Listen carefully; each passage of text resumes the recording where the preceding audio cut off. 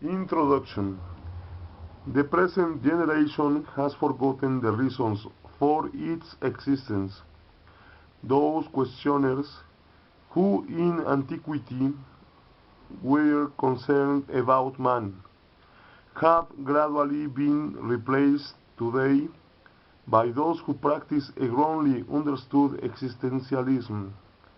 The fundamental concerns of philosophy are of no concern to men. The mystical feeling, if not made fun of or despised, is merely a conventional mysticism. It survives in a mechanical, almost passive way under the weight of the most radical materialism of history.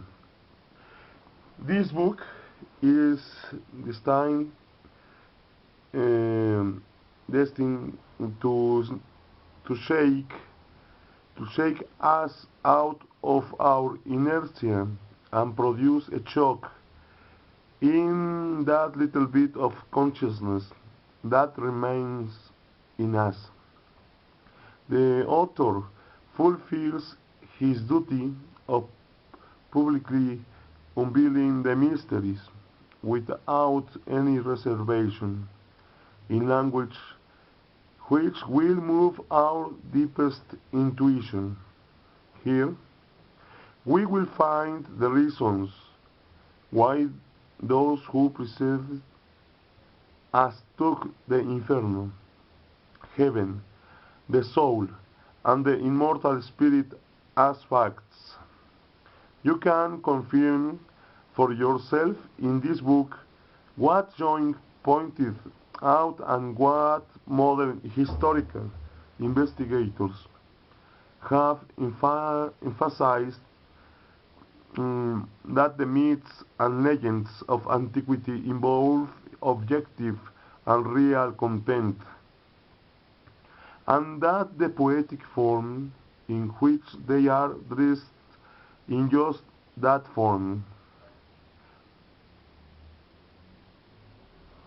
Investigators should not overlook the fact that contemporary physics accepts the existence between one atom and another of dimensions not yet measured.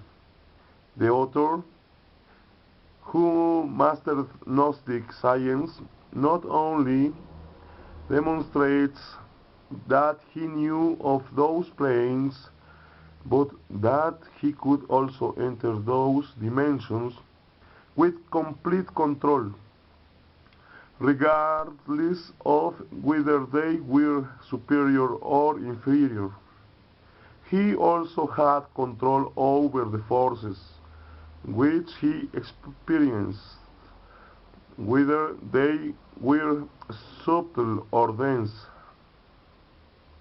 The verses of Dante, the Florentine poet and father of Renaissance literature, are unveiled here, and the author makes clear that Dante not only skillfully transmits the teachings of Arab initiates concerning the Inferno, but also conveys his experience in sublime rhyme and elegant language. The Inferno described in the Divine Comedy is the Mictlan of the Nahuas, the Avirchi of the Hindus, the Egyptian Amentin, the Greek Hades. That is to say, it is the same inferior region spoken of in all ancient traditions, where it is said we are purged of our transgressions against divine law. What we are told is based on direct experience and is expressed in clear, definite language with no recourse to symbols or poetry, which may conceal its frightening reality. This happens at a most critical moment of our history, when our values are, to put it bluntly, bankrupt, and our fellow man is no more than a number in the minds of those who exercise economic and political power, and in whose hands lies the destiny of this generation. Traditionally, the devil or Satan has been blamed for most, if not all, of the problems we experience today.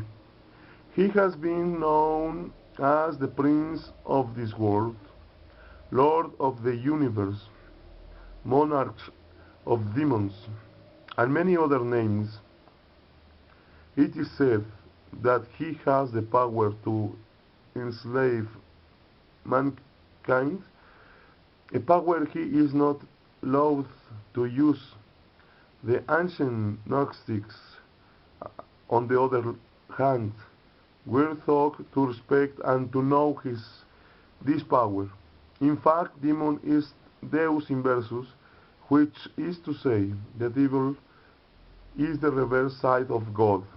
And as the author points out, Lucifer is our psychological trainer, the means by which we ascend or descend, depending on how we use this energy. The author goes on to explain the work we must accomplish with our own inner Lucifer. He explains why and how we must overcome him in order to attain full and authentic self-realization of our being. He reminds us that temptation is fire, triumph over temptation is light.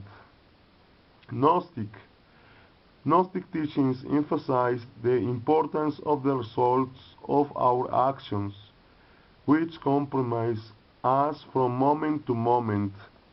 The law of cause and effect not only governs physical phenomena, but also morals or metaphysics, in the broadest sense of the word. Nothing escapes divine law, and the powers charged with applying it cannot be bribed, nor do they make judicial errors. Therefore, if we are to obtain a full pardon for our bad actions, it is not enough for us to repent in the moments just prior to death. What is necessary, if we wish to obtain that end, is constant right conduct that translates into good actions, and an entire life consecrated to the service of the divine being that we carry within. This book invites us to change ourselves radically by making us conscious of our acts and their consequences, and to respect divine law for love of its creator, because to do otherwise would be a betrayal of him. That is why, as the text makes clear, treason is the most severely punished sin. This teaching, this light, has come from the ineffable highest of being. May the words of the Apostle John not be fulfilled in us, and the light shineth in darkness, and the darkness comprehend it not. The writer.